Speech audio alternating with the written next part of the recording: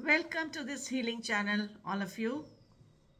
और आज हम बात कर रहे हैं न्यूरोलॉजिकल एस्पेक्ट्स की। 2025 भारत पे इसका कैसा असर पड़ेगा और इंडिविजुअली हर नंबर पे किस तरह से असर पड़ने वाला है। तो चूंकि 2025 का जो यूनिवर्सल अंक है वो 9 है, मार्स रिलेटेड है। तो इसलिए कुछ चीज़ें बहुत अच्छी होंगी, बहुत ज़्यादा अच्छी होंगी, but at the same time थोड़े चैलेंजेस भी होंगे। और जब सब लोग मिल जाते हैं तो हम चैलेंजेस को सॉल्व बहुत इजीली कर लेते हैं। तो देखते हैं कि दुनिया के पर्सपेक्टिव पे और भारत के पर्सपेक्टिव से ये साल बिल्कुल ग्रास रूट पे काम करने वाला है। यानी जो भी चीज़ें हैं, जो पॉवर्टी जैसे है, ह्यूमन राइट्स है, इस पर विशेष काम होगा। वायलेशन भी हो सकता है कहीं कहीं, क्योंकि मार्स है और जहाँ पे मार्स है वहाँ पे समझ लीजिए वार्म वार्म से अगर ऊपर आगे हो गई तो कुछ इस तरह की एपिसोड्स भी सुनने को मिल सकते हैं, जिनके बहुत सारे चांसेस हैं। तो अगर हम पहले से प्रिपेयर रहें, कूल रहें और आपस में सामंजस्य बनाकर रखें तो शायद हम बहुत सारी चीज़ों को रोक सकते हैं। एनवायरमेंटल के ऊपर एनवायरमेंट के ऊपर खासा काम होगा, लोगों में बहुत अवेयरनेस आएगी।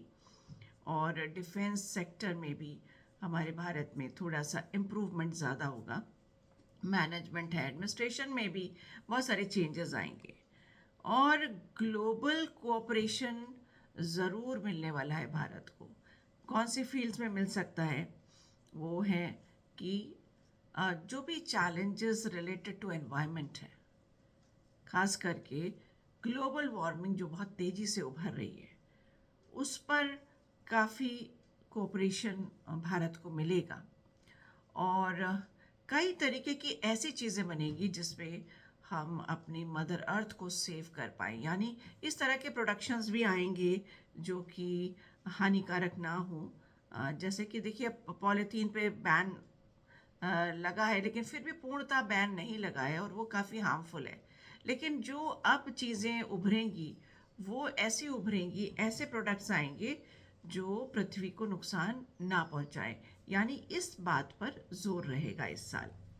अगर देखिए टेक्नोलॉजी की एडवांसमेंट की, तो वो तो बूम और तेज़ी से आगे बढ़ने वाला है। कुछ नए नए ऐसी चीज़ें आ जाएंगी जो चौकन्ना हम लोग रह जाएंगे कि ऐसा भी होता है।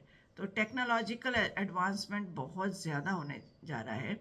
इसके साथ ही एनर्जी रिलेटेड रिन्यूअल्स, जैसे कहते हैं कई तरीके के चीज़ें हैं, सिंथेसिस, एंटी सिंथेसिस, और फिर कोई ऐसे प्रोडक्ट्स जो यूज़फुल हों देश के लिए भी, लोगों के लिए भी, मिट्टी के लिए भी।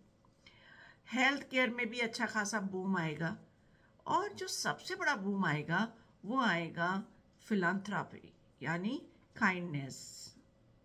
थोड़ा सा आदमी सोचेगा, फिलोसफिकल स्टेटस पे आएगा आगे, एक्सेप्टेंस थोड़ी बढ़ेगी और इंडिया की ग्रोथ भी बढ़ेगी। सोशल अवेयरनेस थोड़ी जागेगी, लोगों में कुछ जागरूकता हर तरीके की आएगी। भारत प्रेम की भी आएगी, एनवायरनमेंट रिलेटेड भी आएगी, और सोसाइटी में कुछ अच्छे मूवमेंट्स भी होंगे। पर चैलेंजेस भी होंगे, वो भी उतनी हाइक पर होंगे। तो मैं अपने सभी भाई बहनों को कहना चाहूँगी कि बहुत ही कदम को फूंक फूंक के रखना है कि कोई इस तरह का वातावरण ना घटित हो जिससे आपस में लोगों के बीच ही कुछ मन में अशांति हो या फिर कुछ इस तरह का उपद्रव हो जाए। और अगर इकोनॉमिक ग्रोथ की बात करें तो इस साल ज़रूर रियल एस्टेट में बूम आएगा। और अ, और सारी जो हमारी वेल्थ रिलेटेड हैं, फाइनेंसेस हैं, वो थोड़े स्टेबल होंगे इस साल। तो ये थे हमारे कुछ चीज़ें जो उसको हम देख रहे थे कि भारत पे 2025 का क्या असर पड़ेगा, मार्स का क्या असर पड़ेगा। अब आते हैं नंबर 1, तो 2025 में चूँकि रूलर जो यूनिवर्सल प्लानट रहेगा वो तो मार्स ही रहेगा, और एक सन के साथ में उसका क्या तालमेल रहेगा। तो दोनों ही बहुत ज़बरदस्त प्लैनेट हैं। तो आप सोच लो कि एनर्जी कितनी बूम करेगी, काफ़ी इंथुजियाज़म रहेगा, काफ़ी एनर्जी रहेगी। टेम्परामेंट वाइज भी अब लोग किस तरफ ले जाएं ये उनके ऊपर है, पर फिर भी अगर अवेयर रहेंगे तो शायद हम वो टेम्परामेंट को बैलेंस कर सकते हैं। बात करनी है बैलेंस की, है ना। ये पॉसिबिलिटीज़ हो सकती है। और 2 नंबर की अगर हम बात करें मून की, तो काफ़ी कोऑपरेटिव ऐसे लोग होंगे, वो हर चीज़ में बहुत सेंसिटिव होंगे, और एनवायरनमेंट को नर्चर करने की बात करेंगे। बैलेंस और हार्मोनी की तरफ उनका विचार जाएगा।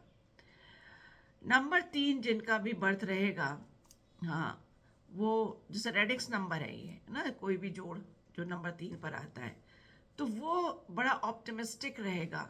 क्रिएटिविटी की तरफ उनका एक बूम होगा, और इनोवेशन में वो काफ़ी सफलता पाएंगे।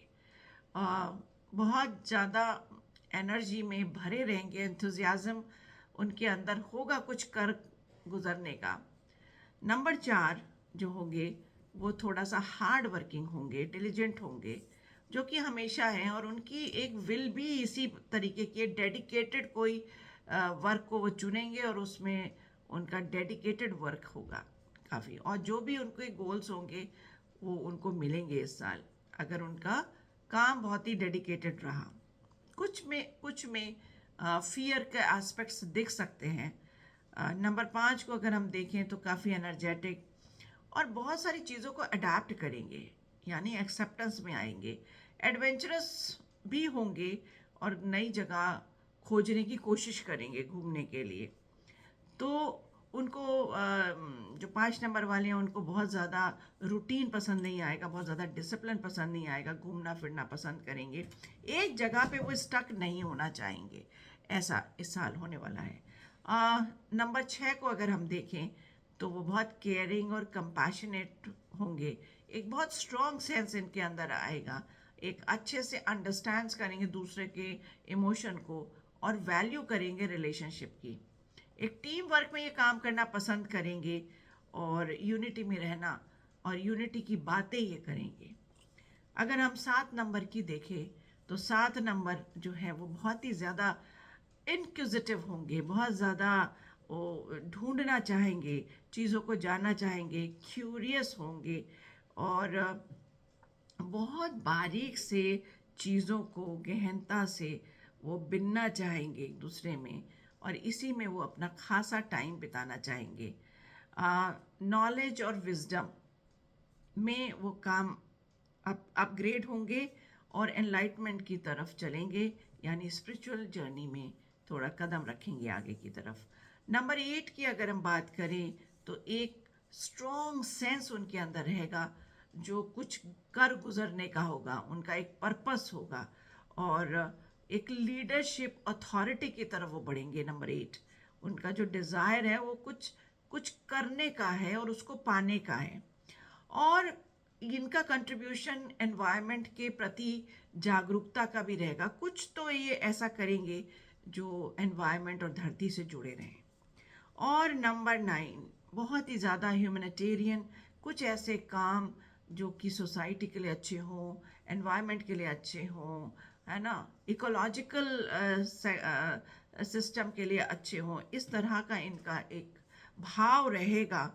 और इनके अंदर सेल्फलेसनेस बढ़ेगी, यानी अपने बारे में कम सोच, दूसरे के बारे में ज़्यादा सोच, और इसके साथ ही वो फील करेंगे कंपैथी और कंपैशन, एम्पैथी में रहना पसंद करेंगे, और स्ट्रॉन्ग वैल्यूज़ उनकी होंगी, एथिकल, है ना, मॉरल एथिकल वैल्यूज़ के साथ में वो लोग बढ़ेंगे। अभी तक जो उन्होंने नहीं सोचा वो सोचने लगेंगे, जो कि सब के लिए शुभ के लिए हो, शुभता के लिए हो, ऑस्पिशियस हो, इस तरीके का उनका भाव रहेगा। थोड़ा सा डिफ़िकल्ट टाइम उनके लिए इसलिए रहेगा क्योंकि मार्स का ये नंबर है और मार्स का साल है, तो कुछ अच्छे और कुछ थोड़े तीखे एस्पेक्ट्स रहेंगे। पर अगर हम उन एस्पेक्ट्स पे भी अपने आप को बैलेंस कर लें तो तीखापन थोड़ा कम कर लेंगे। तो इसी के साथ अ, समाप्त करते हैं। अ, जो थोड़ी थोड़ी सी जो चुटकी भर इंफॉर्मेशन है, आई होप आपके लिए बेनिफिशियल होगी। धन्यवाद। Enjoy the day. खुश रहें।